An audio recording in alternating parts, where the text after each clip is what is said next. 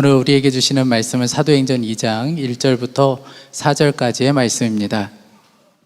오순절 날이 이미 이르매 그들이 다 같이 한 곳에 모였더니 후련히 하늘로부터 급하고 강한 바람 같은 소리가 있어 그들이 앉은 온 집에 가득하며 마치 불의 혀처럼 갈라지는 것들이 그들에게 보여 각 사람 위에 하나씩 임하여 있더니 그들이 다 성령의 충만함을 받고 성령이 말하게 하심을 따라 다른 언어들로 말하기를 시작하니라. 하나님께서 우리에게 맥주 감사주의를 지키라 그렇게 분명히 말씀을 하셨습니다. 이스라엘 백성들에게 명령하신 감사절이 셋인데 하나는 유월절 감사입니다. 이스라엘 백성이 애굽에서 구원받은 날, 그리고 첫 수확을 거두고 하나님께 감사하는 첫 열매 감사, 맥주 감사주의를 지키라. 그리고 모든 농사를 다 추수하고 창고에 저장하고 난 다음에 드리는 수장절, 추수감사절을 하나님께 드리라. 이렇게 세 절기 감사를 하라고 하셨는데 그 중에서 좀 특별한 것이 바로 첫 열매 감사인 맥주 감사절입니다. 세상에는 추수감사에 대한 이해는 있습니다. 그래서 하나님께 감사를 드리지 않아도 추수 축제가 있지요. 그런데 첫 열매 감사는 없습니다. 첫 열매는 성도들 중에도 아주 생소하게 생각하시는 분들이 있습니다. 첫 열매 감사가 뭐지? 그렇게 생각하는, 상식적으로는 잘 안 맞으니까 그렇습니다. 그런데도 하나님은 첫 열매를 반드시 하나님께 감사로 드리라고 말씀합니다. 사실 첫 열매 감사가 참 어렵습니다. 왜냐하면 제일 어려울 때입니다. 한 해 시작, 이제 막 시작하고 제대로 거둔 것도 없는데 첫 것을 거두었을 때 다 어렵습니다. 결혼해서 이제 새 살림을 막 시작할 때 다 어렵습니다. 그때 모든 게 다 첫 것들이지만 첫 것을 하나님께 감사해야 된다는 생각을 갖기가 쉽지 않습니다. 직장을 구하려고 그렇게 기도하다가 첫 직장 생활하면서 얻은 첫 월급, 이거로 하나님께 감사드려야 된다. 너무너무 어려운 때 이걸 감사드려야 된다는 생각하기가 쉽지 않습니다. 그래서 대부분 첫 열매 감사를 그냥 넘겨버립니다. 잘 이해도 안 되고 또 꼭 해야 된다는 생각도 없이. 그런데 하나님은 첫 열매를 굉장히 강조하셨습니다.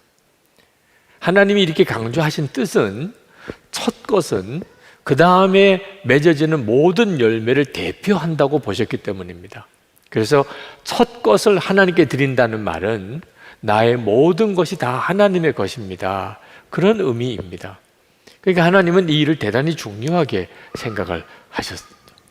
그리고 실제로 첫 열매를 하나님께 드리는 일이 쉽지 않기 때문에 첫 열매로 하나님을 공경하는 자에게 굉장한 복을 약속하셨습니다.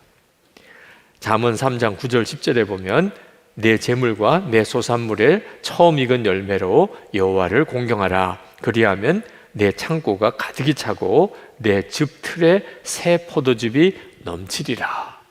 하나님이 이렇게 강조하신 데는 다 이유가 있습니다.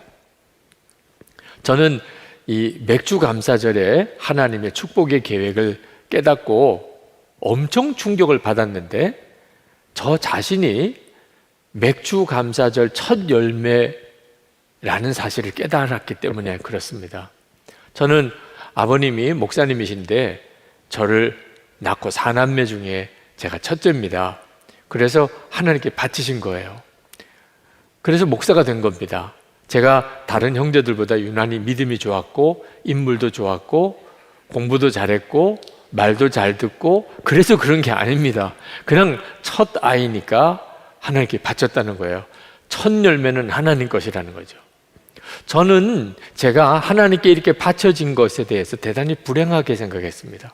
그것은 저에게 올무와 같다고 생각했습니다. 자유가 없으니까. 만약에 저희 아버님께서 목사로서 사시는데 모든 게 다 너무 좋기만 했다면 그걸 아들에게 물려주는 일은 당연한 일이겠죠. 아들아, 너도 목사가 되거라. 그거 당연한 일이겠죠. 근데 제가 보기에 저희 아버님의 목회의 삶은 대단히 어려우셨어요. 게다가 저희 아버님이 이제 6.25 전쟁 때 피난을 내려오신 분입니다. 믿음 하나 지키고 살려고. 그때가 막 신학교 들어가셨을 때예요. 피난 내려오셔서 신학교를 마쳐야 되니까 그것도 대단히 힘드셨고, 전쟁 이후 말할 수 없이 어려울 때 목회를 시작을 하셨습니다. 그 힘든 때에 제가 태어난 거예요. 그리고는 하나님께 바쳐버리셨어요. 참 목회가 어려우셨을 그때인데, 당신이 그렇게 힘들면 아들에게는 주지 말아야 되잖아요, 그 고통을. 저희 어머님은 결국은 제가 신학교 다닐 때 돌아가셨어요. 목회가 그렇게 힘드셨어요. 그런데도 저에게는 목사가 되라는 거예요. 이거 정말 말이 안 되는 거잖아요. 제가 신학교 원서를 쓸 때 저희 어머님이 저에게 참 어렵게 말씀을 하신 것이 있었습니다. 내가 정말 가고 싶지 않다면 그러면 신학교 가지 않아도 좋다. 그 말을 왜 그제서야 하냐 말이에요. 아니 그러면 초등학교 다닐 때나 중학교 다닐 때 이야기를 해주셔야 제가 뭐 다른 학교 준비도 하고 하지. 이제 원서 쓰는 날 안 가도 된다 그러면 어떻게 하자는 겁니까? 저희 어머님이 참 힘드셨던 때였던 것 같습니다. 그러니 어머님도 순간 마음이 이 길을 큰아들이 간다고 생각하니까 잠깐 마음이 흔들리셨던 것 같아요. 자, 그럼에도 불구하고 저에게 목사의 길을 가라고 한 것은 오직 하나, 첫 것은 하나님의 것이다. 그런 믿음 때문에 그러셨죠. 저는 그렇게 하나님께 첫 열매로 첫 아들을 바치는 것이 꼭 목사가 돼야 하는 길이다, 그런 생각은 없습니다.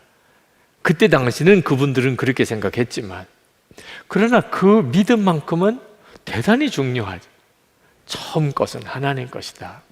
그건 이제 이후에 되어질 모든 것이 어떤 것이 됐느냐고 하는 이제 갈림길에 서게 되는 거죠. 하나님께서 이처럼 첫 열매를 강조하신 까닭에는 영적인 큰 의미가 있기 때문입니다. 첫 열매, 바로 예수님이 첫 열매셨습니다. 고린도전서 15장 20절에 이제 그리스도께서 죽은 자 가운데서 다시 살아 잠자는 자들의 첫 열매가 되셨도다. 예수님이 첫 열매시라는 거예요. 그러니까 첫 열매를 하나님께 감사드릴 때 하나님은 누구를 같이 보시는 겁니까? 예수 그리스도를 같이 보시는 거예요. 그러니 하나님께는 너무너무 중요한 거죠.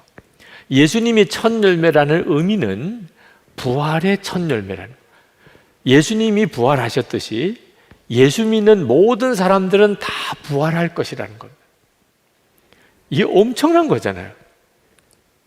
그 보증으로 반드시 그런 일이 일어날 것이다 라는 보증으로 우리에게 보내주신 것이 성령이십니다.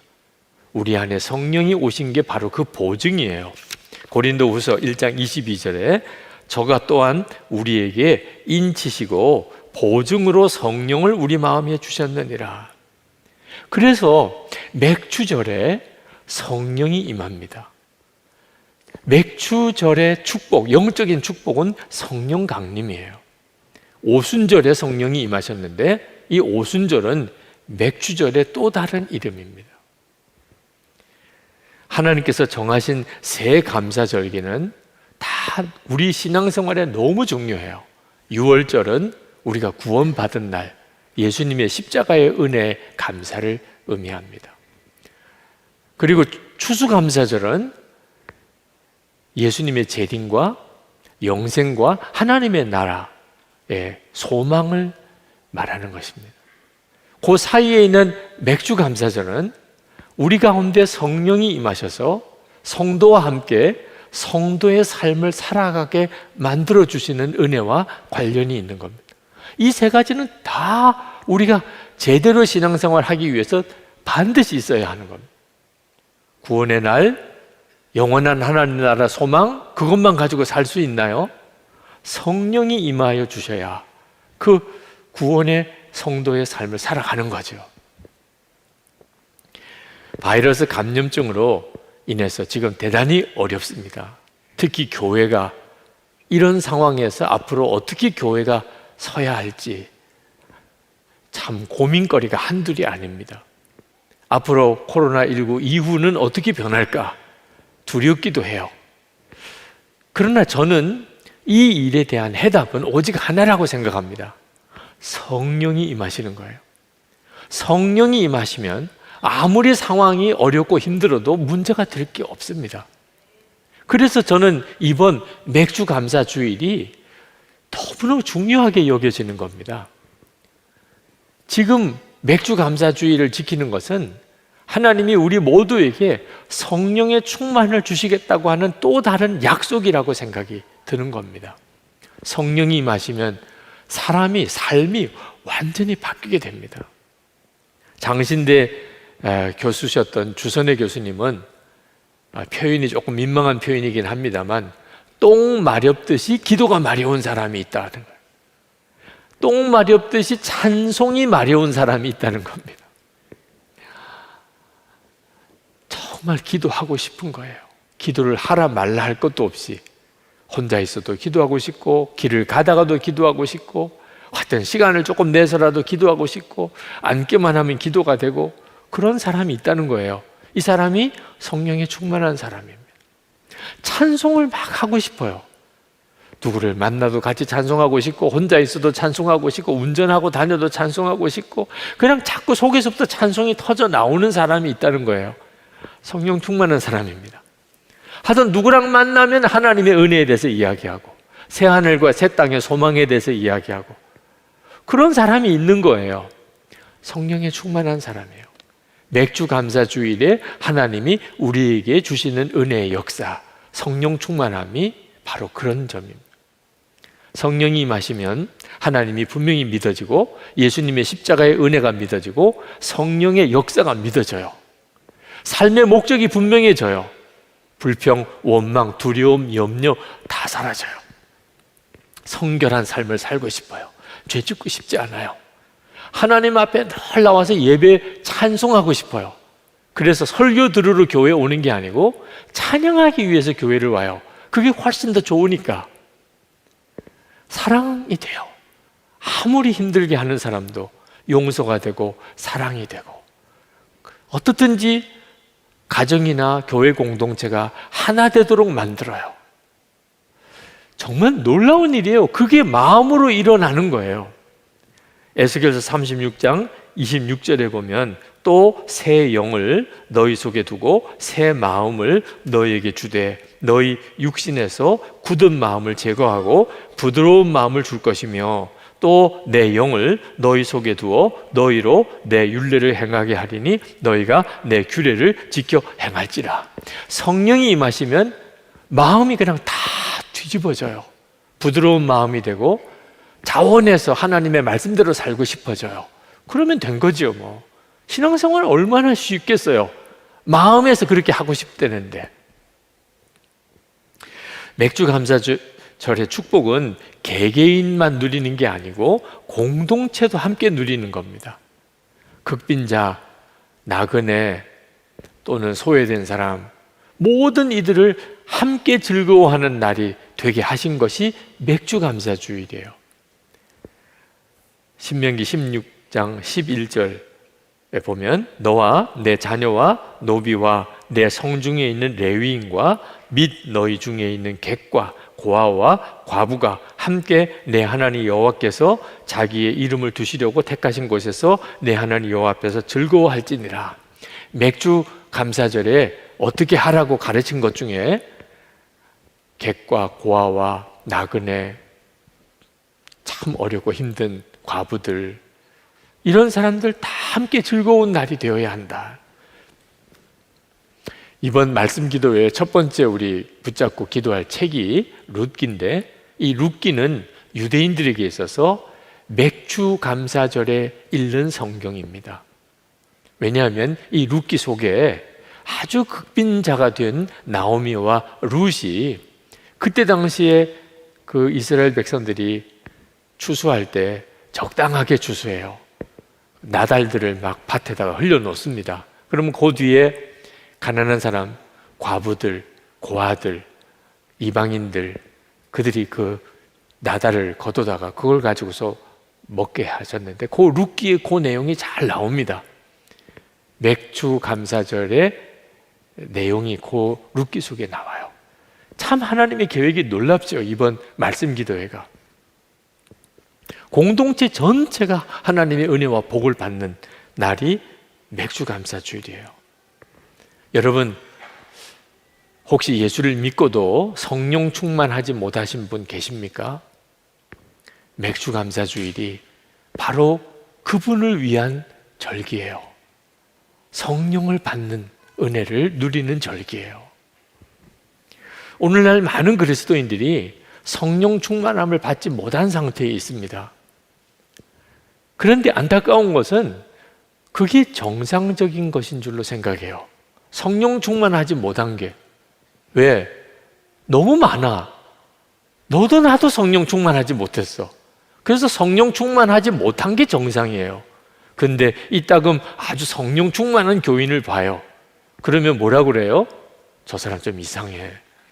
성령 충만한 사람이 이상해요. 항상 기쁘고 늘 기도가 되고 그리고 마음에 충만하고 하나님 앞에서 정말 열심히 헌신하고 찬양이 뜨겁고 저 사람 조금 이상해. 이게 정말 기가 막힌 거죠. 부흥이 떠난 시대가 이런 시대인 거예요. 지금이 바로 그와 같은 때예요. 여러분, 성령 충만함은 모든 예수 믿는 사람이 다 누리게 되어 있는 겁니다. 예수님께서 부활승천하시기 전에 제자들에게 성령을 기다리라, 성령을 주시겠다고 말씀하셨어요. 사도행전 1장 4절 5절입니다. 사도와 함께 모이사 그들에게 분부하여 이르시되 예루살렘을 떠나지 말고 내게서 들은 바 아버지께서 약속하신 것을 기다리라. 요한은 물로 세례를 베풀었으나 너희는 몇 날이 못되어 성령으로 세례를 받으리라 하셨느니라. 그리고 오순절에 성령이 임하신 거예요.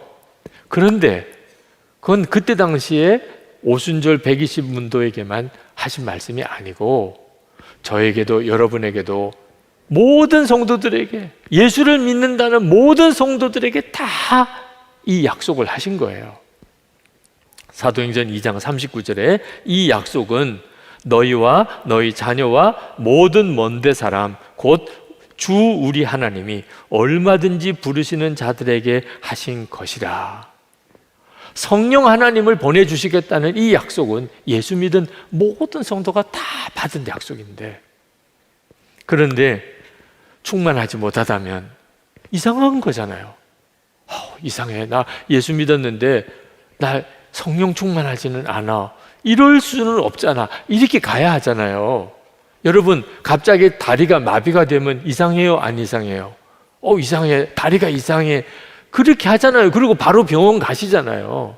여러분, 갑자기 눈이 안 보이고 말이 안 나온다면 어떻게 하세요? 이상해. 앞이 안 보여.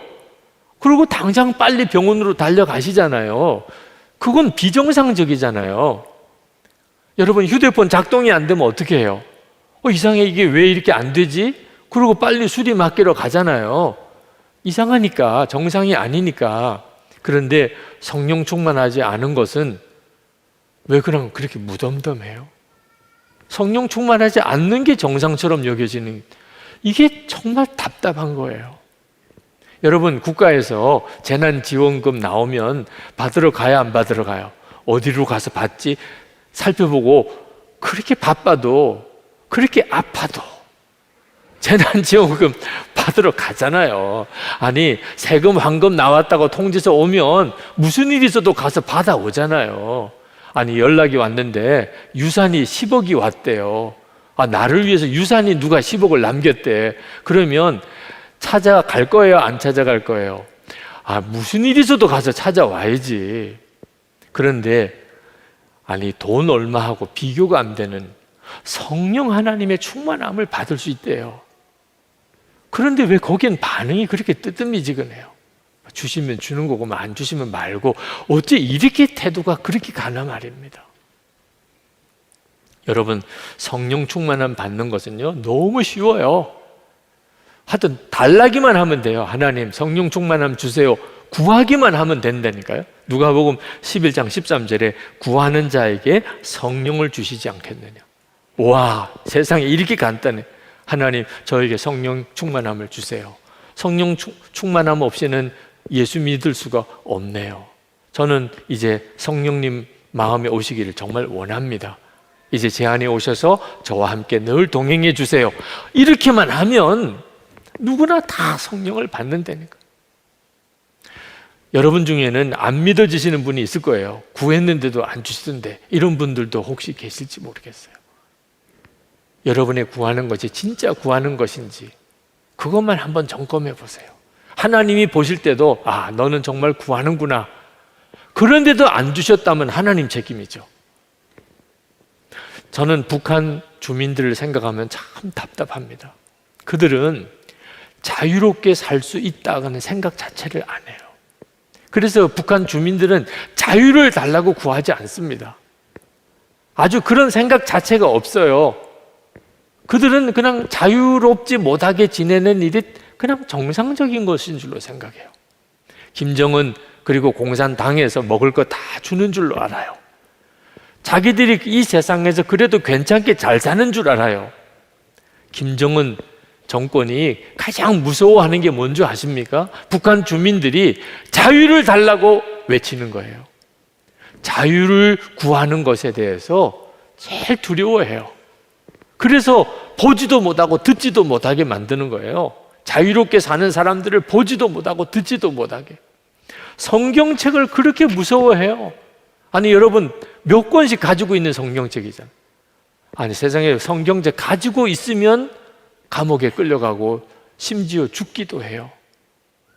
왜 이렇게 성경책을 무서워하지요? 성경책을 읽으면 자유에 대한 갈망이 일어나니까. 그런데 북한 사람 탓할 거 없어요. 저는 지금 이 시대에 우리 한국교회 성도들이 북한 사람들보다 더 답답하다고 생각해요. 마귀가 아주 작정을 하고 성도들의 마음을 혼미하게 만들어서 성령 충만함 받을 수 있는 줄 아예 모르게 해요. 성령 충만하지 않은데 성령 충만함을 달라고 기도도 안 하게 해요. 아, 구하면 주시는 건데, 구하면 주신다고 했는데 마귀가 완전히 성령 충만함 받을 수 있는 가능성, 믿음을 싹 다 뺏어버린 거예요. 여러분, 만약에 여러분 속에 성령 충만함에 대한 갈망이 일어난다면, 다시 말하면 기도가 계속 나와요. 하나님 성령 충만함 주세요. 성령 충만함 없이는 저는 아무것도 못하겠네요. 그런 마음이 일어난다면 이건 엄청난 역사예요. 하나님이 여러분 안에서 역사하고 계신 거예요. 마가 다락방의 120문도는 열흘 동안 아무것도 하지 않고 성령 충만함 기다렸어요. 왜? 성령 충만함 없이는 아무것도 하지 말라고 그랬으니까, 하나님께서. 결국은 그렇게 받은 거예요. 그게 진짜 구하는 거예요.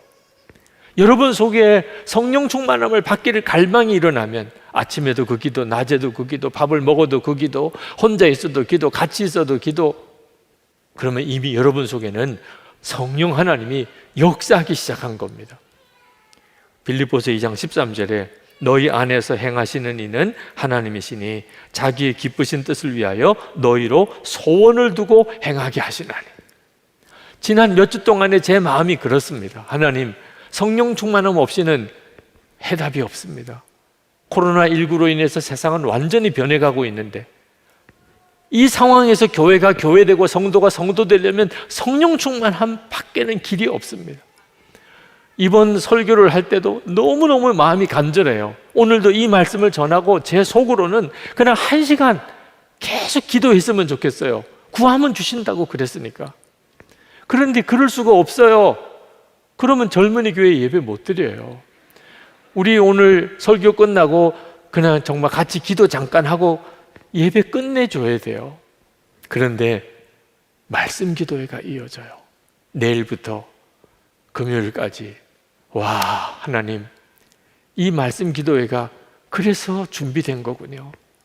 여러분, 이번 기회에 놓치면 안 된다고 생각하고 이 기회에 성령의 충만함을 정말 여러분이 다 누려야 돼요.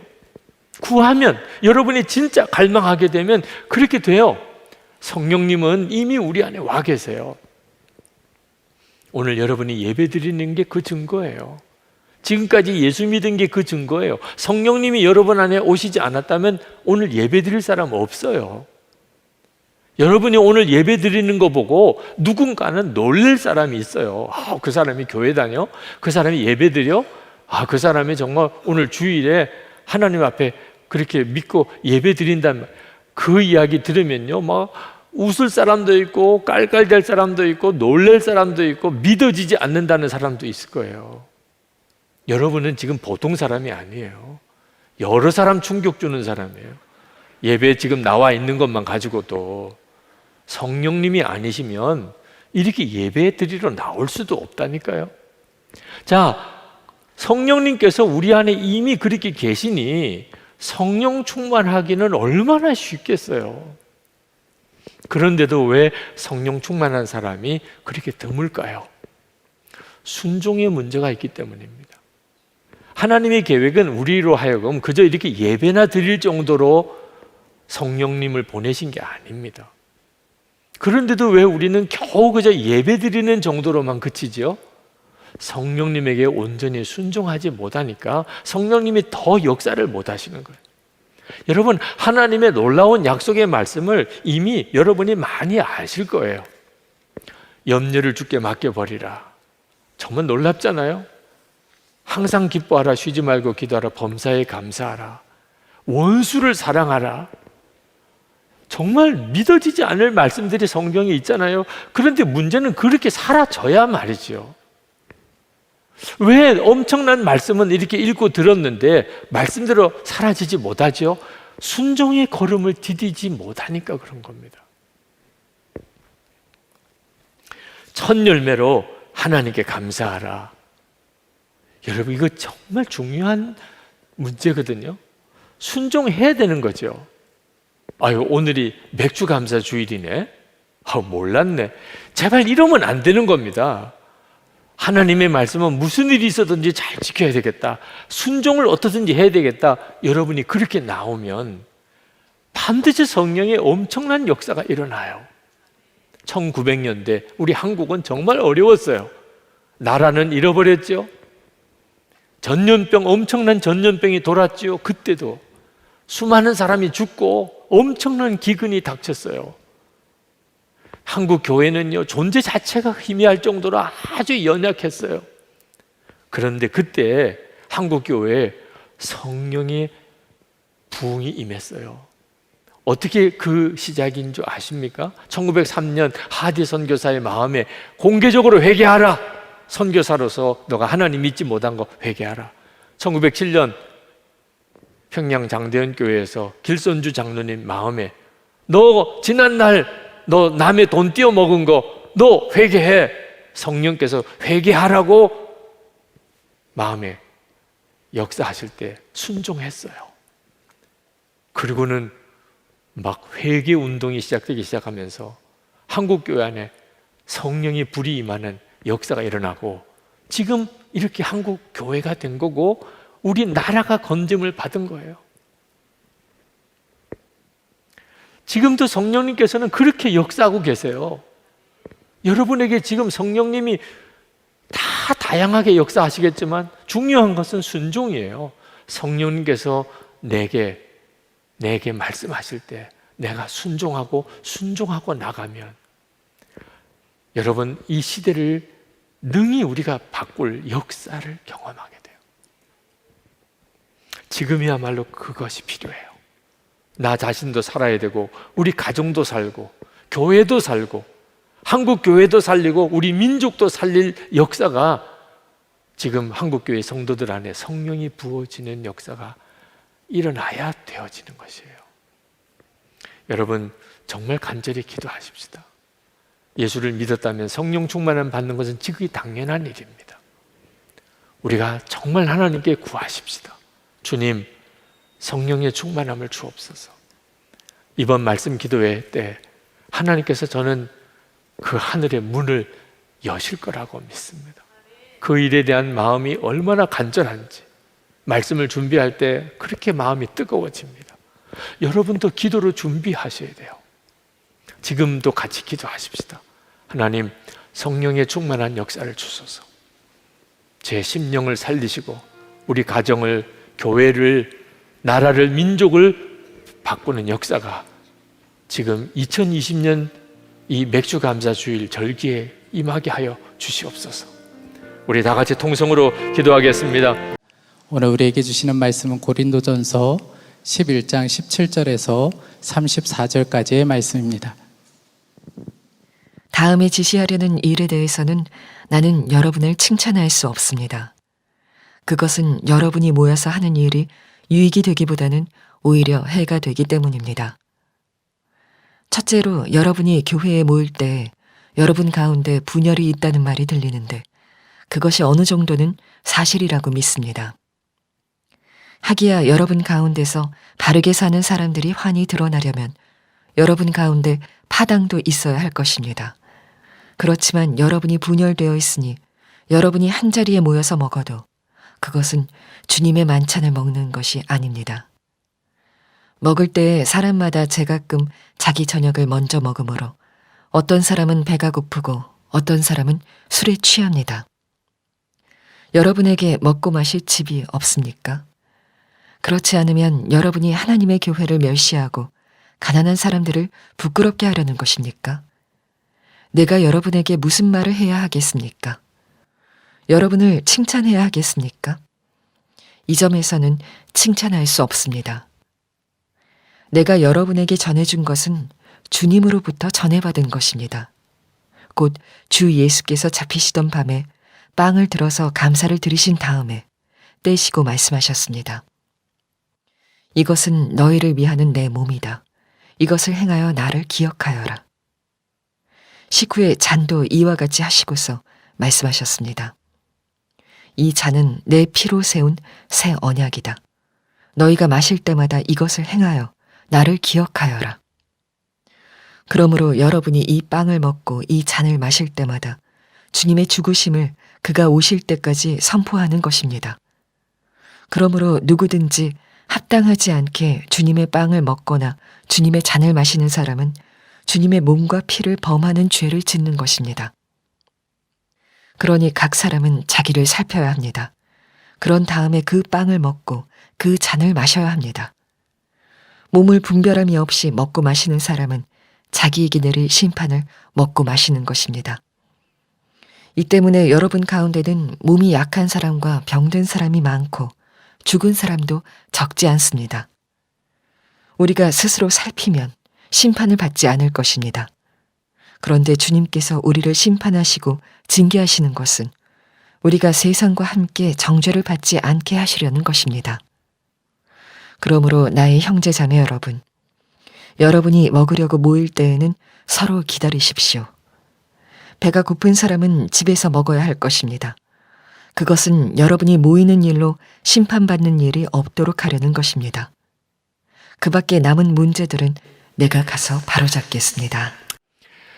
초대교회 때는 예배 자체가 성찬이었습니다. 성찬이 곧 예배였습니다. 그 말은 예배 드릴 때마다 항상 주님의 임재하심을 바라보았고 또 주님의 임재하심 아래서 그들은 모였다는 뜻입니다. 성찬은 예수님이 우리와 함께 계시고 그리고 우리가 주님과 한 몸이 되었음을 우리가 다시 한번 확인하는 가장 은혜로운 시간입니다. 초대교회 때는 주님과 함께 모이는 그런 분명한 은혜의 눈이 열렸기 때문에 그들이 모여 찬양하고 기도하고 말씀 듣는 것이 얼마나 뜨거웠는지, 당연히 성도의 교제도 정말 아름다웠고 그래서 그들이 모일 때마다 식사를 함께 한 겁니다.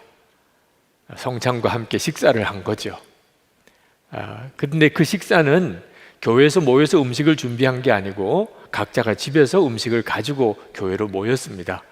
넉넉하게 사는 사람은 음식을 넉넉하게, 어려움 형편에 있는 교우들은 그냥 교회로 온 거죠. 그래서 교회에서 같이 식사를 나누어 했고, 어려운 이들은 교회 와서 배불리 먹고 또 갈 때는 바리바리 싸가지고 가기도 하는, 정말 천국이 이 땅에 이루어진 것 같은 그런 느낌이 초대교회 예배와 성찬이었습니다. 그런데 시간이 지나가면서 그런 성찬의 분위기, 은혜가 가라앉기 시작을 했습니다. 고린도 교회에 예를 들면 교인들 사이에 싸움과 분열이 생긴 겁니다. 근데 교인들 사이에 싸움과 분열이 생겨도 성찬이 제대로 드려졌다면 그 싸움과 분열이 성찬을 통해서 해결이 될 텐데, 싸우고 성찬받고 또 싸우는 일이 계속 이어진 겁니다. 18절에 보면 여러분이 교회에 모일 때에 여러분 가운데 분열이 있다는 말이 들리는데, 그랬습니다. 자, 이러니 성찬이 어떻게 은혜로울 수 있겠습니까? 서로 싸우고 갈라지고 그런 사람들끼리 모여서 성찬을 해야 되는데 마음이 해결이 안 된 상태이라면 형식적으로 성찬 받을 수밖에 없지요. 자, 성찬이 형식적으로 드려지기 시작하니까 이제는 음식을 가지고 와서 먹는 것도 끼리끼리 모이기 시작을 한 겁니다. 부자들은 부자들끼리, 가난한 사람은 가난한 사람들끼리 먹게 되는 거예요. 그때 당시는 예배가 저녁에 드려졌습니다. 그런데 집에 종을 부리고 사는 그런 넉넉한 사람은 저녁 식사쯤에 맞추어서 교회에 와도 상관이 없습니다. 음식 준비시키고 가지고 교회에 와서, 그리고는 넉넉한 사람들끼리 먼저 먹는 겁니다. 저녁 때가 됐으니까. 종살이하는 가난한 사람, 교인들은 다 집안일을 해주고 예배드리러 와야 되니까 늦게 올 수밖에 없는데, 저녁을 못 먹은 채로 예배드리러 왔는데 이미 음식은 넉넉한 사람들끼리 다 먹어버렸습니다. 이런 기가 막힌 일이 벌어진 거죠. 그러니 가난한 사람은 교회 예배드리러 와서 성찬 받을 때 마음이 얼마나 상하겠습니까? 아니, 성찬은 우리가 받은 가장 큰 은혜로운 시간이고 교회가 하나가 되어지는 놀라운 은혜의 통로인데, 오히려 성찬 때문에 교회 안에 분열이 더 커지고 사람들의 마음에 시험이 생기니 사도 바울이 안타까워서 어떻게 이런 일이 있을 수 있냐고 말을 한 겁니다. 22절에 여러분에게 먹고 마실 집이 없습니까? 그렇지 않으면 여러분이 하나님의 교회를 멸시하고 가난한 사람들을 부끄럽게 하려는 것입니까? 사도 바울은 이 성찬에 대하여 주님으로부터 직접 교훈을 받았습니다. 성찬이 도대체 무엇인지. 23절에 내가 여러분에게 전해준 것은 주님으로부터 전해받은 것입니다. 주님이 사도 바울에게 뭐라고 깨우쳐 주셨냐면, 성찬 때 받는 떡은 주님의 살이고 성찬 때 받는 포도주는 주님의 피라. 진짜 주님이 함께 하시는 시간이라. 성찬은 주님을 만나는 시간, 주님과 정말 하나 되는 시간이라. 24절에 이것은 너희를 위하는 내 몸이다. 이것을 행하여 나를 기억하여라. 25절에 이 잔은 내 피로 세운 새 언약이다. 너희가 마실 때마다 이것을 행하여 나를 기억하여라. 한마디로 성찬은 주님과 만나는 시간이요, 주님과 하나 되는 시간이라는 겁니다. 떡과 포도주는 진짜 주님의 몸이요 피라는 거죠. 이 사실을 우리가 정말 믿게 되면 성찬은 교회를, 우리 자신의 삶을 완전히 바꾸는 놀라운 은혜의 시간입니다. 우리도 성찬식 때마다 이 말씀을 읽습니다. 그런데 문제는 믿는 거예요. 진짜 믿느냐 하는 겁니다. 내가 오늘 주님과 한 몸이 되었어. 내가 오늘 주님의 몸과 피를 먹고 마셨어. 이 사실을 정말 믿느냐 하는 거예요. 우리가 이 사실을 정말 믿으면 우리는 눈에 보이지 않으시는 주님이지만 지금 주님이 나와 함께 계시고 그 주님과 동행하는 것이 우리에게는 정말 실제가 되고, 그렇게 주님 다시 오실 때까지 주님과 동행하고 사는 겁니다. 26절에 그러므로 여러분이 이 빵을 먹고 이 잔을 마실 때마다 주님의 죽으심을 그가 오실 때까지 선포하는 것입니다. 사도 바울은 우리가 성찬 받을 때 그러니 반드시 우리 자신을 살펴야 한다고 말씀하셨습니다. 28절에 그러니 각 사람은 자기를 살펴야 합니다. 그런 다음에 그 빵을 먹고 그 잔을 마셔야 합니다. 무엇을 살펴야 하는 거죠? 내가 주님과 진짜 한 몸이 된 삶을 살았나? 나는 정말 예수님을 모시고 사는 성전된 그런 삶을 살았나? 성찬 받을 때마다 그거 점검해야 하는 겁니다. 만약에 그렇게 살지 못했다면 분명히 회개해야 합니다. 주님의 몸으로 살지 못했습니다. 주님의 성전답게 살지 못했습니다. 반드시 회개해야 합니다. 그리고 성찬을 통하여 다시 한번 주님의 몸으로 다시 새 출발하는 결단이 있어야 하는 거예요. 만약에 그렇게 하지 않는다면 성찬 안 받는 것보다 받는 게 낫겠지, 이런 식으로 성찬을 받는다면 오히려 주님의 몸을 더럽히는 죄를 짓는, 주님과 내가 한 몸이 되는데 내가 전혀 준비 없이 성찬을 받으면 오히려 주님의 몸을 더럽히는 죄를 짓는다. 고린도 교회가 실제로 그랬다는 겁니다. 29절 30절에 몸을 분별함이 없이 먹고 마시는 사람은 자기에게 내릴 심판을 먹고 마시는 것입니다. 이 때문에 여러분 가운데는 몸이 약한 사람과 병든 사람이 많고 죽은 사람도 적지 않습니다. 성찬을 함부로 받기 시작하니까 서로 싸우고 성찬 받고, 다른 가난한 사람 마음에 시험 주고 상처 주면서 자기 배만 불리고 그것도 성찬이라고 하네. 병든 사람이 생기고 시험 든 사람이 생기고 죽는 사람도 생겼다는 거예요. 2008년입니다. 지금도 가슴이 떨리는 참 안타까운 일을 겪었습니다. 감리교 총회가 열리던 날, 총회 때마다 먼저 예배드리고 성찬식을 합니다. 그 성찬식을 하는 이유는 주님의 함께 하시는 거룩한 회의라는 뜻입니다. 그런데 그날 감독회장 때문에 두 파로 총대들이 나뉘어서 강단을 서로 점령하려고 난리도 아니었습니다. 그 앞에는 성찬대가 차려져 있었습니다. 세상에 어떻게 목사와 장로들, 감리교회를 대표하는 그 참 지도자들이 성찬을 그동안 다 형식으로 생각했다는, 진짜 주님의 몸이라고 믿었으면 그 앞에서 어떻게 그럴 수가 있냐는. 그리고 감리교회는 쪼개지고 세상 재판 받아야 되고, 그때부터 지금까지 12년 동안 감리교회는 아직도 정상화되지 못하고 있습니다. 성찬을 함부로 대하는, 이게 얼마나 무서운 결과를 가져오는, 여러분 개인도 똑같다는 겁니다. 우리가 정말 주님이 함께 계심을 믿지 못하면 교회를 교회답게 만들고 성도들의 삶을 정말 복되게 하는 이 성찬 때문에 오히려 병들어 죽는 사람도 생기고 교회는 더 분열과 시험에 빠지게 된다는 거죠. 그래서 사도 바울이 이렇게 말하는 겁니다. 33절 34절에 그러므로 나의 형제 자매 여러분, 여러분이 먹으려고 모일 때에는 서로 기다리십시오. 배가 고픈 사람은 집에서 먹어야 할 것입니다. 그것은 여러분이 모이는 일로 심판받는 일이 없도록 하려는 것입니다. 이런 뜻이에요. 여러분, 좀 넉넉한 형편에 사는 사람, 그래도 집에 종을 부리고 사는 사람, 그런 사람들이 음식을 준비해서 교회에 와서 함께 예배도 드리고 성찬도 하고 음식도 나누어 먹으려고 하십니까? 그렇다면 가난한 사람을 기다리세요. 가난한 사람이 올 때까지 기다려서 식사하세요. 그 사람들 제발 창피하게, 고통스럽게, 모멸감이 느껴지게 하지 마세요.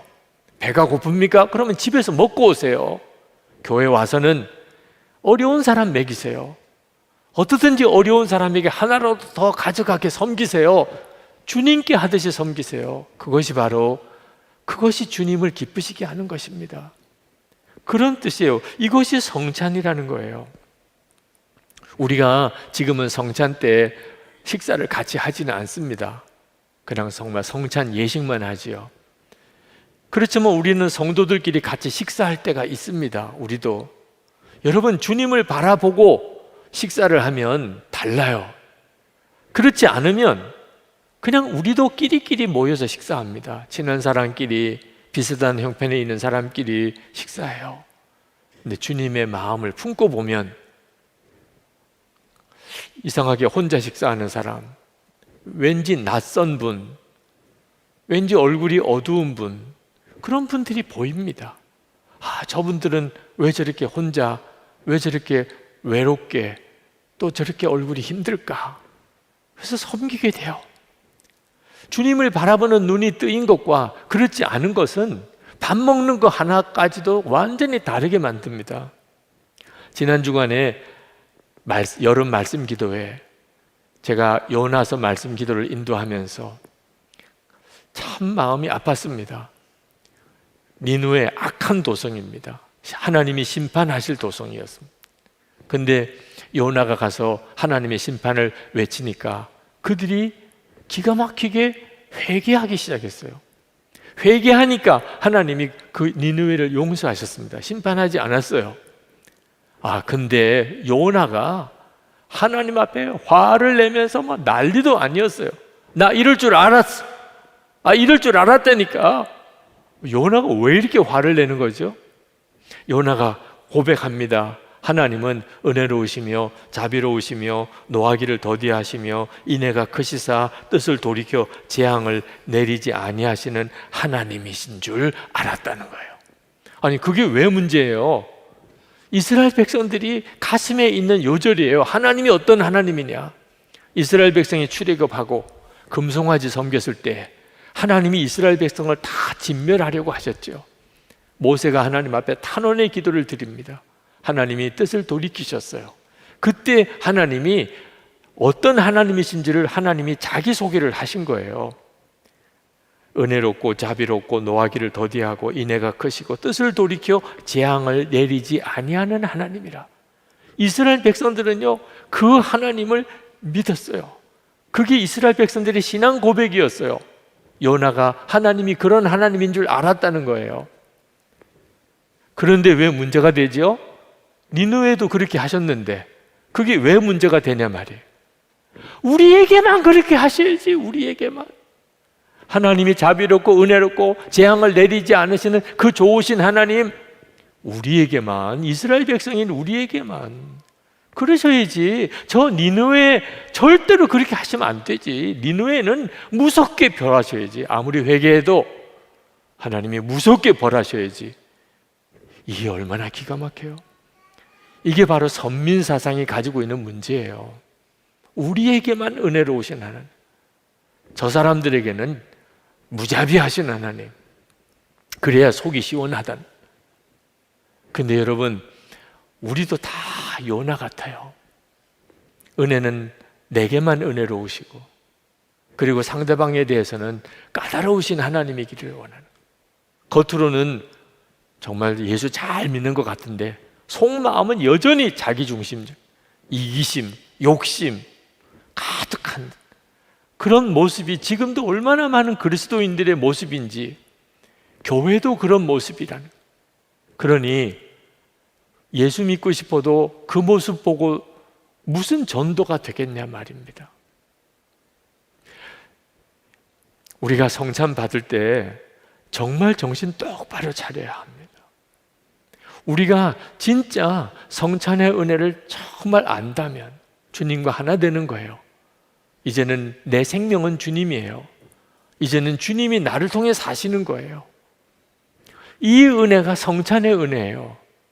그러면 해결 안 될 문제가 없어요. 가정에, 교회에 우리가 성찬만 제대로 받아도 해결 안 될 문제가 없어요. 제가 거듭나고 난 다음에 가장 많이 변한 것 중에 하나가 성찬에서 받은 은혜가 달라졌어요. 저는 그전에도 성찬 받았죠. 그렇지만 성찬이 감동적인 그런 경험은 없었어요. 성찬식 때마다 참회의 기도의 시간이 있어요. 예문에 있으니까. 그러니까 참회의 기도를 했지, 진짜 참회를 드려본 적이 없어요. 그냥 지루한 예식일 뿐이에요. 거듭나고 난 다음에 첫 번째 성찬 받을 때예요. 그때 설교가 어떤 설교였느냐, 우리 같은 이런 참 더러운 죄인을 예수님께서 떡을 주시고 포도주를 주시면서 이게 내 살이고 내 피다. 그러니까 우리와 한 몸이 되어 주신 거죠. 나같이 이렇게 더러운 죄인을 주님이 한 몸으로 받아주셨다. 그게 성찬이라는 거예요. 설교를 듣는데 벌써 눈물이 나더라고. 떡을 받으러 나가는데 어떻게 눈물이 나는지. 주님이 나와 한 몸이 되셨습니까? 나를 주님이 어떻게 품으실 수 있습니까? 그런데 그렇게 믿으라니까. 그 확증으로 떡을 주시고 포도주를 주시니 그 떡을 받아서 먹는데 주님은 얼마나 힘드실까? 나 같은 자와 하나가 되시니. 근데 그때 떠오르는 생각이 그렇게 이해가 안 된다, 용납이 안 된다 그러던 사람들, 함께 하기 싫은 사람, 받아주기 싫은 사람, 이런 사람들이 생각이 나는 거예요. 예수님은 나가선 자를 이렇게 받아주시는데 내가 무슨 자격이 있다고 저 사람은 받을 수가 없어, 저 사람은 용납이 안 돼, 저 사람은 하나 될 수 없어, 그럴 수 있겠냐 말이에요. 그게 얼마나 죄스러운지. 그게 첫 번째 성찬 때 저를 충격으로 몰아갔어요. 그리고 성찬을 받을 때마다 하나님은 그 문제에 대해서 저에게 말씀하세요. 그때부터 용납할 수 없다는 말이 없어졌어요. 정말 문제가 많은 교회, 문제가 많은 나라, 문제가 많은 민족, 이제는 품어지는 역사가 일어났어요. 주님은 나 같은 자를 품으신, 그리고 하나가 되셨는데 성찬만 제대로 받아도 가정 안에, 교회 안에 해결 안 될 문제가 없다니까요. 저는 이번 주일에 성찬을 하지 못한 게 너무 마음이 아팠어요. 금요일에 결국은 성찬을 보류하기로 그렇게 했습니다. 정부 방침을 좀 어겨서라도 성찬 준비는 따로 이렇게라도 해야 되나, 그래도 지킬 거는 지키자. 나중에 가서 건의할 건 건의하고 따질 건 따지더라도 일단은 우리가 정부 방침에는 따르자. 그래서 소모임을 하지 못하니 오늘도 1, 2, 3부 다 찬양대 서지 못했습니다. 연습을 못하니까. 그런데 주님이 그런 걸 깨닫게 하시더라고요. 이것도 유익하더라. 왜 그렇습니까? 만약에 마음의 준비가 안 된 사람, 은혜롭게 살지 못한 사람, 아이고 오늘 성찬이네, 아이고 안 받는 것보다 낫겠지 뭐, 이러고 받을 사람이 이 자리에 있지 않겠냐. 마음의 준비가 안 된 사람, 합당하지 못하게 성찬을 받는 자는 없던 시험도 생기고 병도 생기고 죽을 수도 있다고까지 하셨는데, 그냥 안 받는 것보다 낫겠지 이런 생각만 가지고 있는 이런 교인들이라 있다면 이건 얼마나 큰 문제가 되겠느냐. 그래서 오늘은 성찬에 대한 말씀을 드려서 성찬에 대해서 제대로 알고 마음의 준비를 갖추고 그리고 성찬을 받게 하는 게 더 유익하지 않겠느냐. 그렇군요, 주님. 그래서 오늘 이 성찬에 대한 말씀을 제대로 드리려고 하는 겁니다. 이제 다음 주에 성찬을 하게 될지 그 다음 주에 하게 될지 상황은 모르겠습니다. 그러나 언제 성찬을 받아도 준비되어져 있는 마음으로 성찬을 받아야죠. 그래야 그 성찬이 역사가 있지 않겠나요? 예수님의 옷자락만 잡아도 불치병이 고침을 받았잖아요. 혈루병이. 아니, 예수님과 한 몸이 되었습니다. 합당치 않게 받으니까 병자도 생기고 죽은 사람도 생기고 시험도 일어나고, 그랬다면 뒤집어 이야기하면 제대로 받으면, 준비된 자로 성찬을 받으면, 은혜 받은 자답게 살면서 성찬을 받으면, 그러면 병든 자도 낫고 죽은 자도 살아나는 기적이 그 삶 속에 일어나지 않겠는가? 여러분, 우리가 성찬을 받는 것은 천국에서 예수님을 뵙는 예행 연습입니다. 예수님을 뵈면 그 앞에서 싸울 일이 있겠습니까? 마음에 안 든다고 손가락질할 사람이 있겠습니까? 예수님 앞에서 받아주지 못할 사람이 있겠습니까? 예수님 앞에서도 무슨 부자다 가난한 자다 그런 차별이 있겠습니까? 성찬 받을 때마다 주님 앞에 서는 예행 연습을 해야 주님 앞에 온전히 서게 되는 거죠. 성찬을 우리에게 주신 것은 새 언약이라고 그랬어요. 25절에 이 잔은 내 피로 세운 새 언약이다. 너희가 마실 때마다 이것을 행하여 나를 기억하여라. 성찬을 받은 사람은 하나님의 언약 속에 들어가는 겁니다. 성찬 받은 사람이라는 게 무슨 뜻이에요? 예수님과 한 몸인 사람이다. 이제는 예수님 거하시고 성전된 사람이다. 여러분, 이것이요 얼마나 황홀하고 놀라운 복입니까? 우리가 이제 진짜 주님 앞에 서면 구원받은 자라는 확증이라니까요. 성찬받은 믿음이 진짜 분명한 사람, 저는 성찬받은 사람입니다. 여러분, 어디 나가서 어떤 일을 결정하든 무슨 행동을 하든지 나는 성찬받은 사람입니다. 주님과 한 몸이 된 사람입니다. 갈 때가 있고 안 갈 때가 있는 거예요. 할 말이 있고 안 할 말이 있는 거예요. 성찬받은 사람이라는 믿음이 분명하니까 우리의 일상의 모든 순간이 다 나는 성찬받은 사람이라는 분명한 믿음을 가지고 살아가기 시작하면, 그러면 우리 안에 정말 주님이 살아 역사하시는 놀라운 일이 일어나고 그렇게 공동체가 세워져 가는 겁니다. 한 번은 새가족 되신 분이 교회에 오셔서 예배 드리다가 주차장에서 다른 차를 부딪혔대요. 그런 일이 왕왕 일어나는 모양입니다. 주차장에서. 교우들 사이에 이런 접촉사고가 생길 때 참 난감하죠. 세상에서는 얼마나 정말 분쟁거리입니까? 그거 진짜 해결하기 어려운 일이죠. 그분이 얼마나 가슴이 뛰는지, 큰일 났구나. 그러고는 내려서 쩔쩔매는데 상대방 차가 꽤 괜찮은 차인데도 그 분을 보고는 새 가족이시군요, 그냥 가세요, 이렇게 이야기를 하더래요. 아니, 아무렇지 않게 가도 됩니까? 상관없습니다, 그냥 가시라고. 얼마나 놀래기도 하고 감동도 받았는지. 그런데 도대체 이분이 누군가 하고 알아봤더니 장로님이시라는 거예요. 그 이야기를 전해 듣고 제가 얼마나 고맙기도 하고 감사한지. 은혜 받은 자답게 산다는, 우리가 은혜 받은 자답게 사는 일이 이렇게 중요해요. 그 은혜 받은 자답게 사는 건 어떻게 가능하죠? 성경대로 살자, 의롭게 살자, 사랑하며 살자, 구호를 외친다고 되는 거 아니에요. 다 살아봤잖아요. 진짜 주님을 바라보는 눈이 뜨여야 그렇게 살 수 있는 거예요. 지금은 비대면 시대입니다. 사람과 사람과의 만남을 조심하라.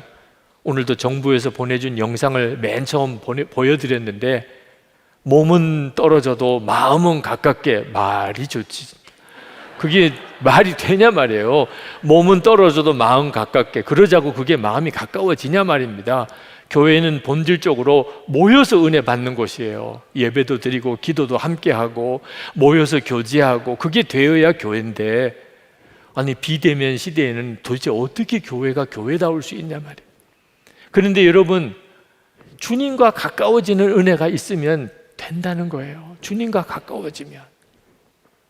그래서 교회에서 이 비대면 시대에 오히려 주님과 더 가까워지는 역사가 있도록 하기 위해서 3가지를 시작을 했어요. 하나는 예수 동행 속회로 속회 리뉴얼입니다. 이제는 그저 모이는 속회만 아니고 예수 동행에게 나눔 방을 함께 하자고. 그래서 모일 수가 없어도 항상 성도들이 매일 일기 나눔 방에서 매일 만나고 교제하고 주님을 바라보는 생활을 서로 격려하자. 이번 주 간까지가 신청 이제 마감입니다. 한 분도 빠짐없이 다 참여해 주시기 바랍니다. 지금은 예배당 중심의 교회 중심으로는 신앙생활을 유지 못할 상황이 되었어요. 진짜 주님과 동행해야 합니다. 2번째, 나 일기 잘 못 쓰는데, 안 되는데 걱정하지 마세요. 도와드릴 테니까.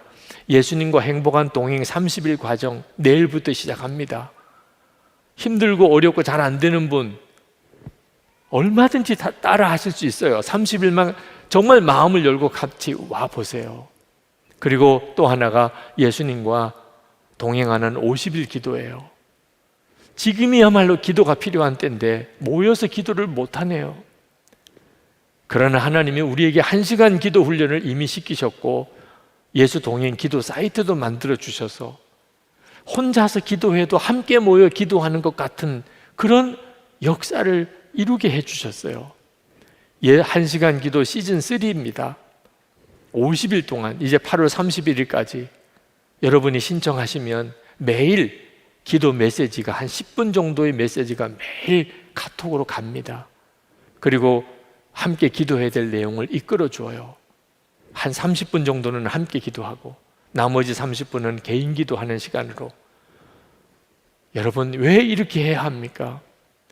지금이야말로 주님과의 동행하는 일이 어느 때보다 더 필요한데 오히려 비대면 시대이기 때문에 더 주님과 가까워지자. 주님 안에서 성도들은 떨어져 있어도 하나가 될 수 있다는 거예요. 이 시간 우리 같이 기도하겠습니다. 하나님, 우리가 정말 은혜 받은 자답게 살면서 예배도 드리고 성찬도 받고 그렇게 살고 싶습니다. 주님, 제게 주를 바라보는 눈을 더욱 열어주세요. 주님과 한 몸 된 성찬 받은 자, 다 성찬 받은 기억이 있으시잖아요. 성찬 받은 자예요. 성찬 받은 자 의식을 잃어버리지 않게 하소서. 항상 주를 바라보는 눈을 뜨게 하소서.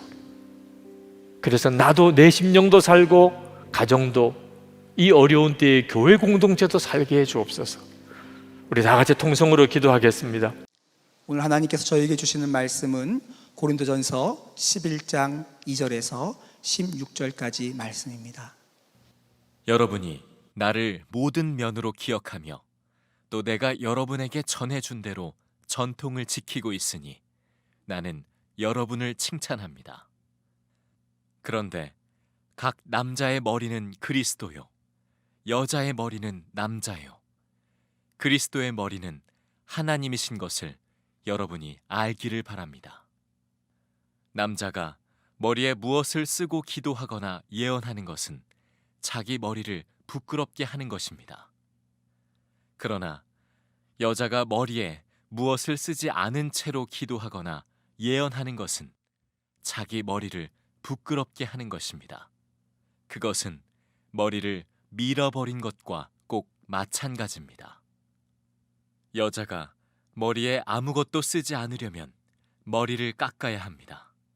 그러나 머리를 깎거나 미는 것이 여자에게 부끄러운 일이면 머리를 가려야 합니다. 그러나 남자는 하나님의 형상이요 하나님의 영광이니 머리를 가려서는 안 됩니다. 그러나 여자는 남자의 영광입니다. 남자가 여자에게서 난 것이 아니라 여자가 남자에게서 났습니다. 또 남자가 여자를 위하여 지으심을 받은 것이 아니라 여자가 남자를 위하여 지으심을 받았습니다. 그러므로 여자는 천사들 때문에 그 머리에 권위의 표를 지니고 있어야 합니다. 그러나 주님 안에서는 남자 없이 여자가 있지 않고 여자 없이 남자가 있지 않습니다. 여자가 남자에게서 난 것과 마찬가지로 남자도 여자의 몸에서 났습니다. 그리고 모든 것은 다 하나님에게서 났습니다. 여러분은 스스로 판단하여 보십시오. 여자가 머리에 아무것도 쓰지 않은 채로 하나님께 기도하는 것이 마땅한 일이겠습니까? 자연 그 자체가 여러분에게 가르쳐 주지 않습니까? 남자가 머리를 길게 하는 것은 그에게 불명예가 되지만 여자가 머리를 길게 하는 것은 그에게 영광이 되지 않습니까? 긴 머리카락은 그의 머리를 가려주는 구실을 하는 것입니다. 이 문제를 두고 논쟁을 벌이려고 생각하는 사람이 있을지는 모르나 그런 풍습은 우리에게도 없고 하나님의 교회에도 없습니다. 말씀 기도에 꼭 여러분들 전심을 다해 참여해 주시기 바랍니다. 이번에는 온라인 생방송으로 함께 말씀 기도회가 저녁 집회만 진행이 됩니다.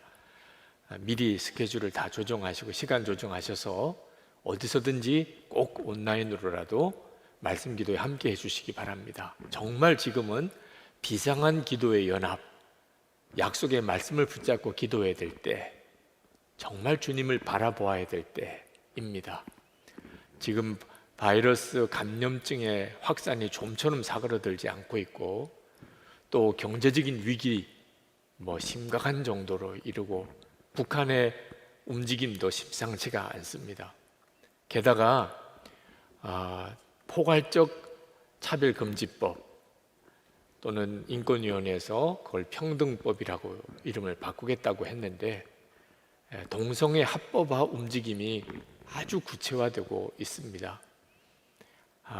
정말 우리가 지금 편안하다고 도무지 말할 수가 없는 때입니다. 그러나 여러분, 이런 때이더라도 우리가 항상 주 예수님을 정말 바라보고 오직 예수님에게 순종의 걸음을 계속 디디고만 살면 반드시 하나님이 길을 여십니다. 반드시 살아냅니다. 우리도, 우리 가정도, 우리 교회도, 나라도 살려냅니다. 우리가 지금이야말로 예수님 바라보고 주님과 동행하는 일이 매우 중요한 때입니다.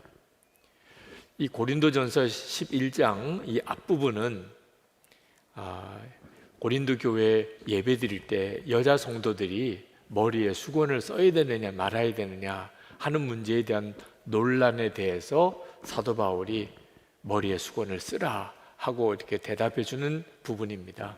저는 이 성경을 가지고 설교 준비하는 일이 참 힘들었습니다. 왜냐하면 너무 어처구니 없이 아무것도 아닌 것 같은 문제라고 여겨졌기 때문입니다. 여러분, 지금 여성도님들이 머리에 수건 쓰고 앉아 계십니까?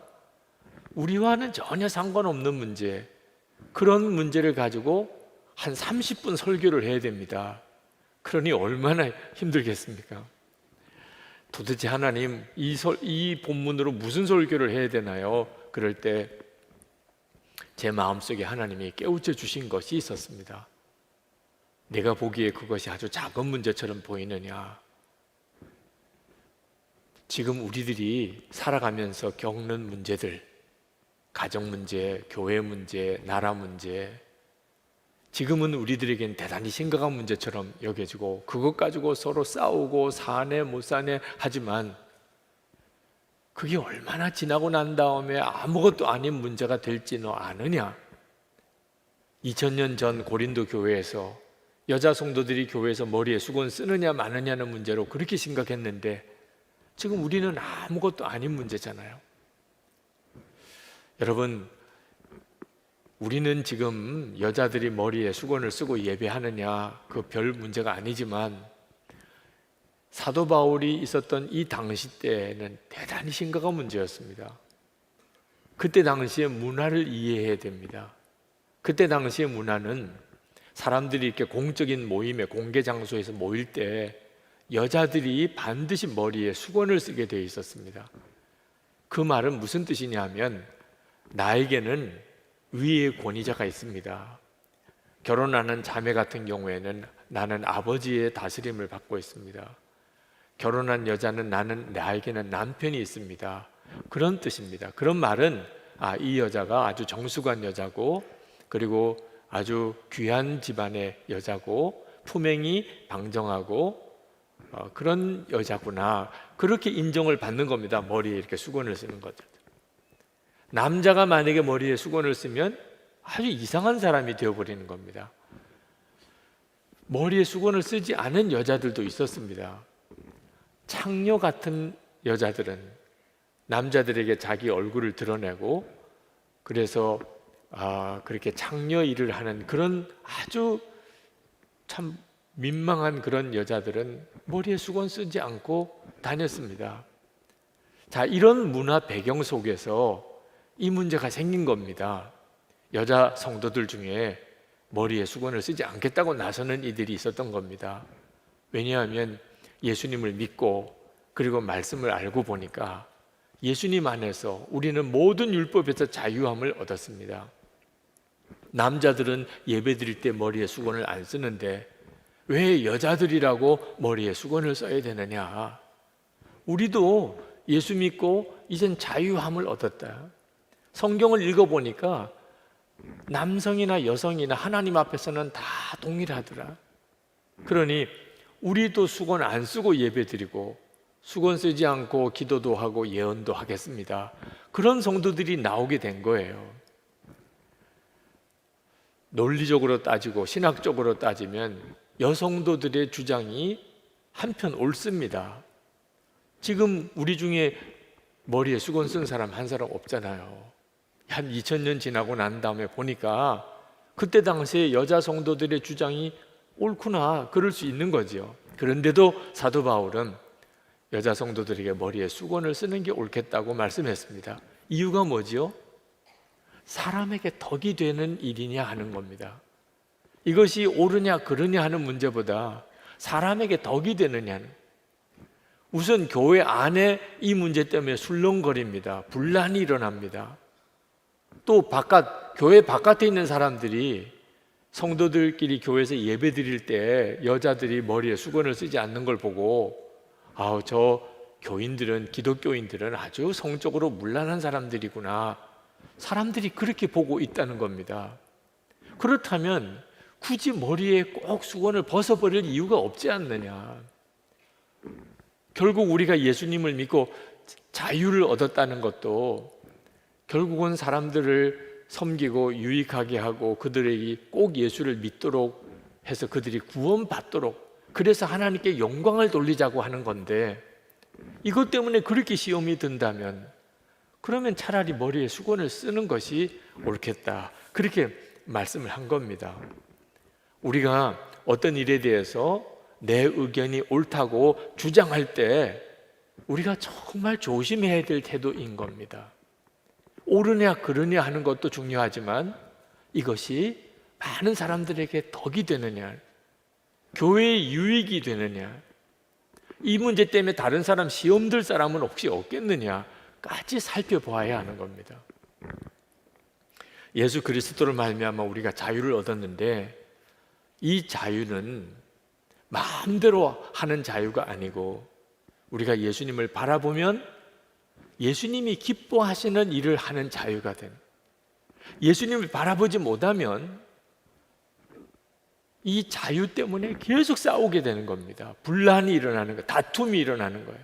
내가 옳다 하면서 교회 안에도 잘해보자고, 바로 믿어보자고 얼마나 다툼이 많이 일어나는지 모릅니다.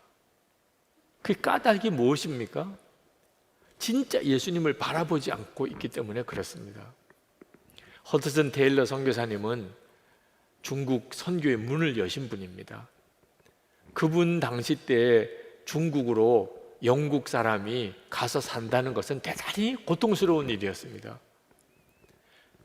그때 당시에 중국으로 간 서양 선교사들은 대부분 다 자기들이 살던 서양 생활 방식을 유지했습니다. 그런데 허드슨 테일러 선교사님이 중국에 가서 중국인들에게 복음을 전해 보니까 그 중국인들이 좀처럼 받아들이려고 하지 않는 겁니다. 당신들이랑 우리랑은 너무 다르다는 거예요. 그래서 허드슨 테일러 선교사님이 기도하는 중에 결심을 합니다. 내가 중국 사람에게 복음을 전하려면 중국 사람들처럼 살아야지. 그렇게 생각을 하고는 그는 중국 사람처럼 살기 위하여 머리를 밀었습니다. 그때 당시에 중국 남자들의 머리 스타일은 변발이라고 하죠. 머리 가운데까지 다 밀어버리고 머리카락은 뒤쪽에 있는 그런 스타일의 머리 스타일이었습니다. 과감하게 그렇게 밀어버렸어요. 서양 선교사인데. 그리고 중국 사람들이 입는 옷을 입고 중국 사람들이 먹는 음식을 먹으면서 중국 사람들처럼 살면서 중국 사람들에게 복음을 전했어요. 동료 선교사님들은 기절하는 줄 알았어요. 당신이 영국 신사인데 이게 무슨 꼴이냐고. 그러나 내가 중국에 온 것은 중국 사람들에게 복음을 전하려고 온 것이고 그들의 마음을 여는 일이 더 중요하다고 중국 사람들은 엄청 감동을 받았어요. 허드슨 테일러 선교사님이 전해주는 예수, 그 복음을 받아들였어요. 그래서 유명한 중국 내지 선교회, 그리고 중국 공산당 핍박을 이겨낸 중국 가정교회가 세워지는 기초가 마련이 된 겁니다. 중국이 산 거예요. 여러분, 허드슨 테일러 선교사도 머리 문제 신경 썼지요. 네. 그런데 이 고린도 교회 여성도와 무슨 차이가 있습니까? 허드슨 테일러 선교사님은 그리스도인의 자유를 어떻게 써야 되는지를 그대로 보여준 거예요. 다른 사람의 유익을 위해서, 그 사람이 예수님을 믿을 수 있게 하기 위해서 자기의 모든 권리를 다 포기하는 자유였어요. 그런데 고린도 교회 여성도들은 무엇 때문에 그렇게 머리를 신경을 쓴 겁니까? 다른 사람에게 유익을 주려고 한 겁니까? 다른 사람이 예수를 믿게 하려고 그렇게 신경을 쓴 겁니까? 아니면 자기 권리, 자기 주장, 나도 예수 믿고 자유를 얻었으니 나도 얼마든지 머리에 아무것도 안 쓰고 예배할 수 있지, 자기를 드러내려고 한 겁니까? 여기서 차이가 나는 거예요. 사도 바울이 지금 말씀하려고 하는 핵심은 거기에 있는 거예요. 우리가 예수를 믿어 자유를 얻었지만 우리에게는 항상 위의 권위가 있다는 것을 잊으면 안 됩니다. 3절 말씀에 그런데 각 사람의 머리는 그리스도요, 여자의 머리는 남자요, 그리스도의 머리는 하나님이신 것을 여러분이 알기를 바랍니다. 모든 사람에게는 위의 권위가 있다는 겁니다. 여자에게는 남자가, 남자에게는 그리스도가, 그리스도에게는 하나님이 계시다. 여자분들은 자존심이 상할 수도 있는 내용이에요. 아니, 남자가 여자의 머리라고? 여러분, 예수님의 예를 드셨어요. 예수님은 성부 하나님과 동일한 하나님이십니다. 그런데도 예수님은 성부 하나님이 말씀하셨는 대로 철저히 순종하셨어요. 예수님도 그렇게 하셨어요. 여러분, 우리가 남자와 여자가 동등하다고 성경이 가르친 것을 놓치면 안 됩니다. 분명히 사도 바울도 남성과 여성은 하나님 앞에서 동등하다고 말씀했어요. 11절 12절에 그러나 주님 안에서는 남자 없이 여자가 있지 않고 여자 없이 남자가 있지 않습니다. 여자가 남자에게서 난 것과 마찬가지로 남자도 여자의 몸에서 났습니다. 그리고 모든 것은 다 하나님에게서 났습니다. 남자와 여자는 동등합니다. 그러나 질서는 항상 있다는 겁니다. 하나님이 남자와 여자가 가정을 이룰 때 그 가정을 다스릴 책임을 남자에게 주었다는 겁니다. 디모데전서 3장 4절에 남자는 자기 집을 잘 다스리라고 했는데, 여자 성도님 생각하기에는 그 뭐 남자만 좋게 하는 거냐 말씀하실 수 있겠습니다. 사실은 그렇지 않습니다. 여러분 속회에 소속되고 여러분 선교회도 소속되고 이렇게 공동체가 만들어지면 항상 누군가는 거기에 장이 되어야 합니다. 책임을 져야 되고 이끌어 가야 되는 역할을 해야 됩니다. 속장이 있고 그래서 선교회장이 있는 겁니다.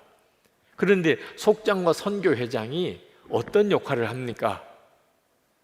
얼마나 수고가 많습니까? 사실 그 책임을 맡을 때 얼마나 부담스러웠겠습니까? 그때부터 모든 속회원과 선교회원들은 다 자기가 섬겨야 될 대상입니다. 무슨 굳은 일이 있으면 가장 앞장서야 되고 제일 헌신 많이 해야 되고 무슨 문제가 있으면 책임은 또 자기가 져야 되는 겁니다. 그게 바로 위의 권위, 다스린다는 뜻입니다. 예수 그리스도께서 이 머리가 된다는 것, 권위가 있다는 것은 어떻게 하는 건가를 아주 당신 자신으로 보여주셨습니다. 하나님이신데 사람이 되셨습니다. 율법에 순종하셨습니다. 우리들의 죄를 당신이 다 지시고 십자가에 죽기까지 순종하셨습니다. 이게 바로 머리가 된 사람의 책임인 것입니다. 남자들이 가정에서 부부 사이에 또는 자녀들 앞에서 이렇게 해야 된다는 겁니다. 머리가 되고 권위가 있다는 말은 모든 사람을 위하여 죽을 수 있어야 한다는 겁니다. 아내가 뭘 잘못하고 그러니까 가족들이 뭐가 문제가 생기면 전부 남자가 책임져야 한다. 그게 바로 남편이란. 그러니 그게 꼭 좋기만 한 겁니까? 자, 그럴 때 아내와 자녀들이 해야 할 일이 뭐냐? 남자의 권위를 인정해 줘야 하는 겁니다. 인정해 주지 않는데 아내가 어떻게 남자가 권위를 가질 수 있겠습니까? 그래서 그런 뜻으로 나에게는 남편이 있습니다. 나에게는 아버지가 계십니다. 그런 뜻으로 머리에 여자가 수건을 쓴다는 것입니다. 아주 옛날 이야기이긴 합니다만 어느 동네에 마을에 아주 화평한 가정이 있고 집안에 늘 싸움이 끊어지지 않는 가정이 있었습니다. 집안에 분란이 심한 가정에서 그 참 화평하게 지내는 집에 가서 그 집 주인에게 비결을 물었습니다. 어떻게 이 집은 그렇게 화평한가요? 그랬더니 그 집 주인이 아들을 부르더래요. 얘야, 이리 와라. 지금 보리 팰 때가 이제 보리가 패기 시작했는데 너 나가서 그 보리를 다 베어서 다 묶으라. 지금 보리가 패기 막 시작했는데 가서 보리를 베어버리면 어떡합니까? 그런데 그 아들이 아버지가 그렇게 시킨다고 예, 알겠습니다. 그리고 나가서 그 밭에서 보리를 베고 묶기 시작하는 거예요. 그랬더니 아버지가 됐다, 그만해라. 그리고는 너 저 외양간에 있는 이 초가 지붕 위로 올려놓아라. 세상에 그 소를 어떻게 초가 지붕 위에 올려놓습니까? 그런데 이 아들이 예, 알겠습니다. 그러고는 사다리를 갖다가 지붕에다 받쳐놓고 외양간에 소를 끌고 와가지고는 그 사다리에 올리려고 얼마나 애를 쓰는지 그게 소가 올라갑니까? 그런데도 그 소를 사다리로 올리려고 막 애를 쓰는 모습을 보고 그 분란이 잦은 집의 주인이 감동을 받았습니다. 이거구나. 그래서 이 집이 이렇게 평화로운 거구나. 그리고는 자기 집으로 가서 아들을 불렀어요. 아들아, 너 보리가 패기 시작했는데 나가서 보리를 베어서 다 묶으라. 그랬더니 그 아들이 노망났습니까? 아니 식전에 어디 갔다 와가지고 이렇게 망령된 말을 하십니까? 정신 차리세요. 그래서 우리 집은 글렀구나 그렇게 생각했다는 거. 여러분, 우리에게 위의 권위가 있는 것은 우리를 구속하려고 함이 아닙니다. 가정도 교회도 공동체도 살려내는 비밀이 우리가 위의 권위를 존중하는 자세를 가질 때 그 역사가 일어나는 거예요. 지금 현재 우리나라가 포괄적 차별금지법 때문에 큰 논란 속에 있습니다. 우리 성도들 여러분들 다 이 문제로 기도하고 계신 줄 아는데 이 문제의 정확한 의미, 기도 제목을 아셔야 합니다.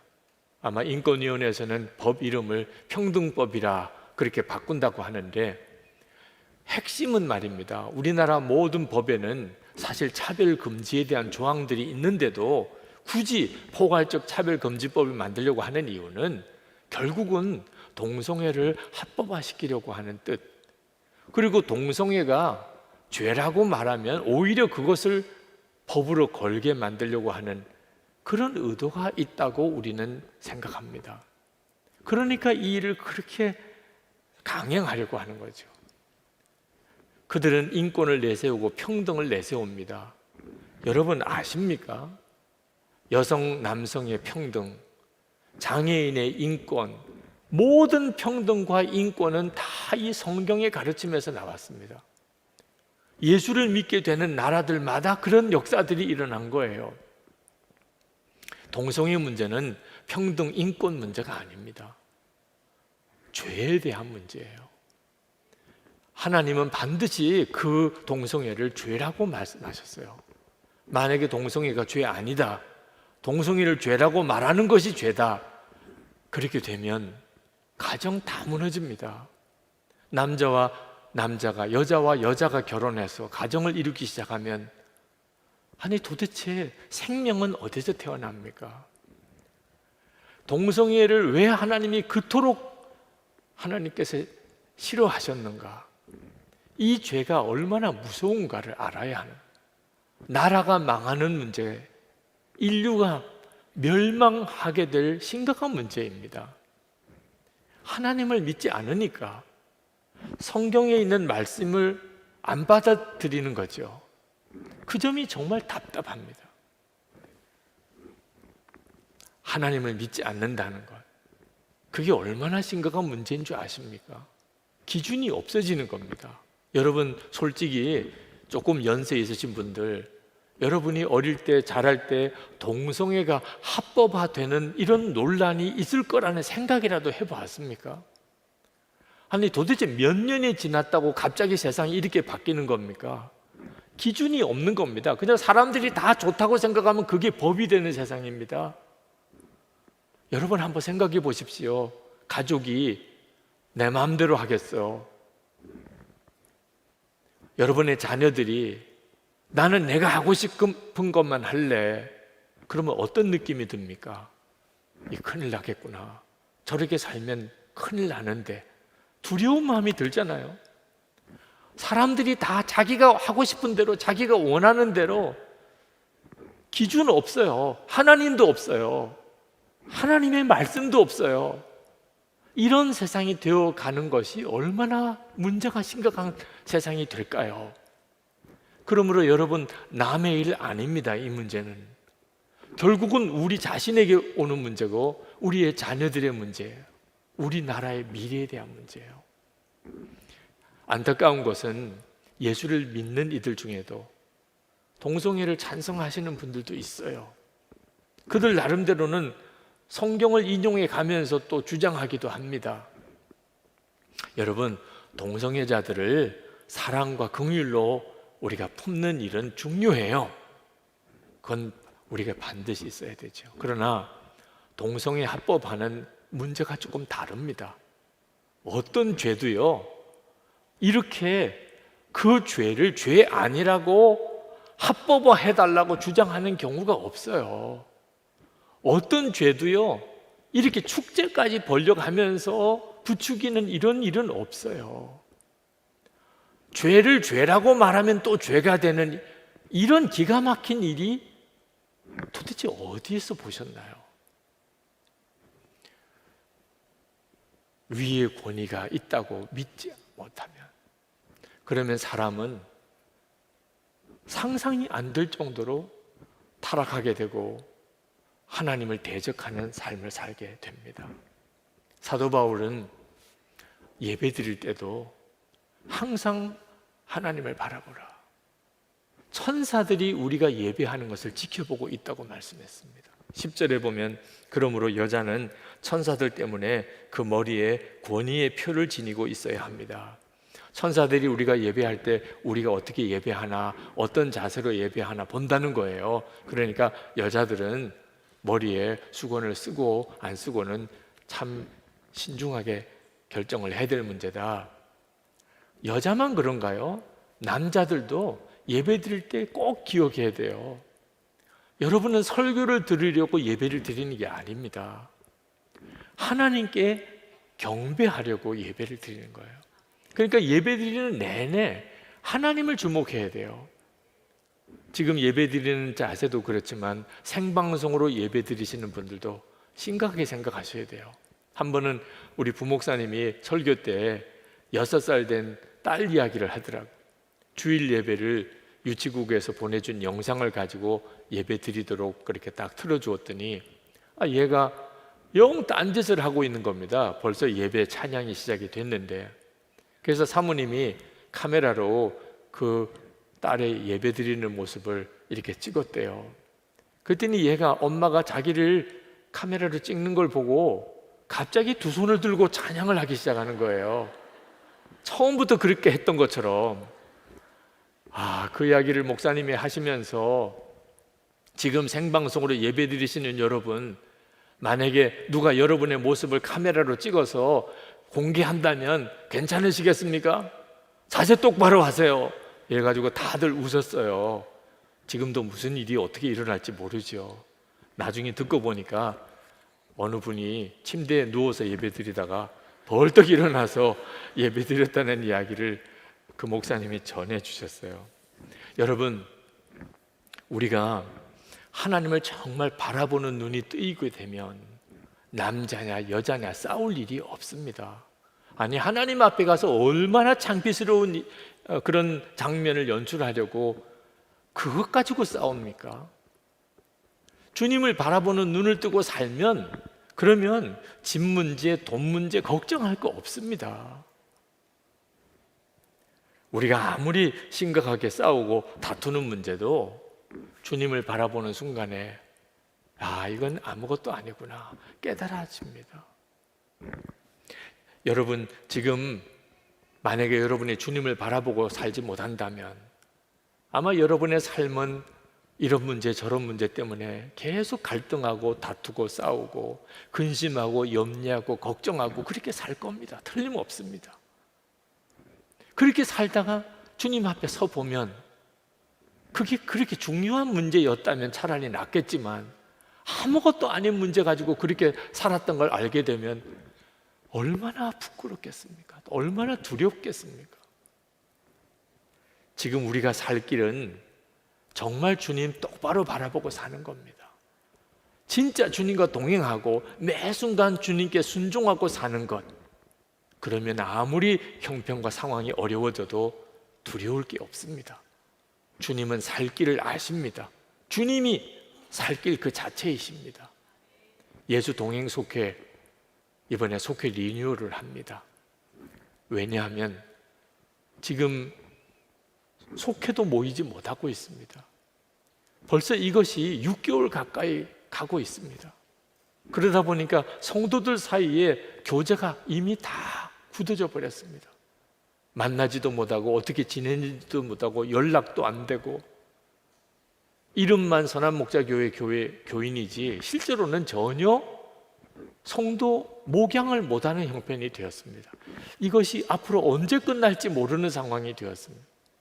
하나님이 그런데 우리 교회에 우리가 모이든 모이지 않든 예수님과 동행하는 삶을 서로 점검해주고 또 서로 격려해주는 예수 동행 일기 나눈 방을 우리에게 이미 주셨다는 거죠. 이제 속회가 예수 동행 일기 나눈 방과 같아져야 되겠구나. 그래서 이번에 속회 리뉴얼을 하게 되고 이 코로나 전염병 확산 문제가 앞으로 어떻게 진행되든지 성도들이 항상 예수 동행 일기 나눈 방을 통해서 서로 동행하고 그렇게 살도록 우리 속회 구조 전체를 바꾸자. 그럴 수밖에 없는 상황이 된 거예요. 그런데 여러분 기억해야 됩니다. 이 일은 일기 쓰자고 하는 게 아닙니다. 이 일은요, 초점이 속회에 있는 것도 아닙니다. 초점은 우리가 진짜 예수님과 친밀히 동행하며 살아야만 살아낼 수 있는 때가 왔다는 겁니다. 그냥 교회만 이 건물인 교회만 다닌다고 믿음 지킬 수 없는 때가 올 수 있음을 우리가 이번에 경험했잖아요. 목사가 여러분들의 신앙생활 다 책임질 수 없는 때가 온다는 것을 우리가 이미 경험했잖아요. 예수님과 여러분 사이에 실질적으로 친밀한 인격적인 만남과 동행이 없이는 믿음 못 지켜냅니다. 우리가 이것을 서로 도우면서 이번 기회에 오히려 전화위복의 계기를 만들자는 겁니다. 우리 선한목자교회 모든 성도들이 예수님과 진짜 친밀히 동행하는 삶을 실제로 살아내도록 해보자는 겁니다. 여러분들이 마음만 있으면 얼마든지 도와드릴 수 있습니다. 예수님과 동행하는 삶 된다 안 된다 지금 한가하게 그렇게 말할 처지가 아닙니다. 되어야 합니다. 정말 주님 바라보아야 합니다. 여러분이 어떤 문제가 있든지 주님은 반드시 해답을 가지고 계십니다. 그 주님 따라가면 해결됩니다. 지나고 나면 감사 제목 되게 돼 있습니다. 그게 살 길입니다. 가정도 교회도 나라도. 우리 이제 같이 기도합시다. 주님 바라보는 눈 더 분명히 뜨게 되기 원합니다. 주님, 저를 살리시고 우리 가정을 살리고 교회와 이 나라를 살리는 그 역사가 제게 있기를 원합니다. 우리 다 같이 통성으로 기도하겠습니다.